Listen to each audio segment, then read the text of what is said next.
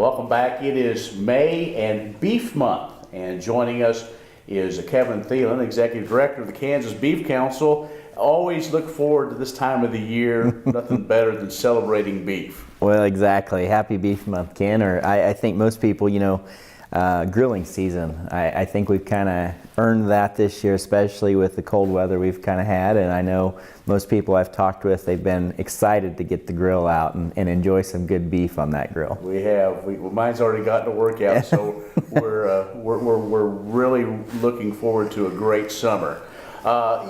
Kevin, let's talk about it. There's a lot of uncertainty in kind of agriculture country with a lot of things going on, but one thing that is a big driver of the Kansas economy, that is the beef industry. That's right. From an ag standpoint, the beef industry is the largest segment of agriculture.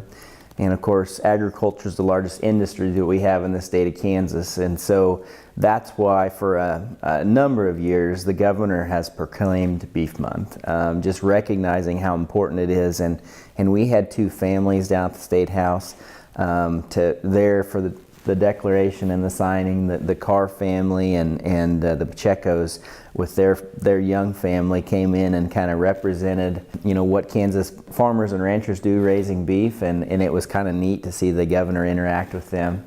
They have young kids, and it was really kind of neat, and I think just really brings a lot of kind of the attention that I think we all know when you think about everything that goes on in the state's economy. Beef producers are local, and that's what we know from a lot of our research, that they're involved in the schools, they're involved in the local churches, local communities, and that all has a major driver to the state's economy. And as you said, you've been busy, not only Beef Month, but really doing a lot of ramp up to this time, and outreach is another probably one of those key factors in talking about all the different cuts, all the ways to prepare it, and just overall why it should be part of a healthy diet. Well, exactly, and we've had several nutrition seminars, if you will, where we have a registered dietitian on staff, and her role is to educate others in her field or her profession about having beef in a healthy diet. And so we've had several of those coming up. At the end of May, we have a program coming up called Nutrition Adventure, and essentially what it is we'll bring in about 45 registered dietitians from around the U.S. And we partner with the surrounding states, and we do it as a joint effort. But essentially what it is it's a protein immersion event. So they learn about the science behind beef and why that's part of a healthy diet.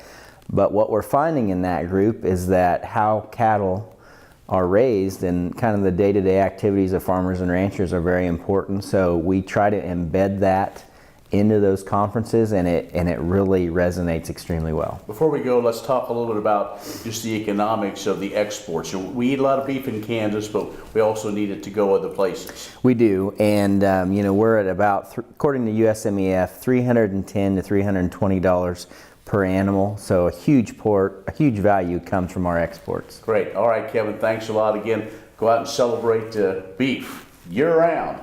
Kevin Thelen, the Executive Director of the Kansas Beef Council, has joined us. We'll have more coming up.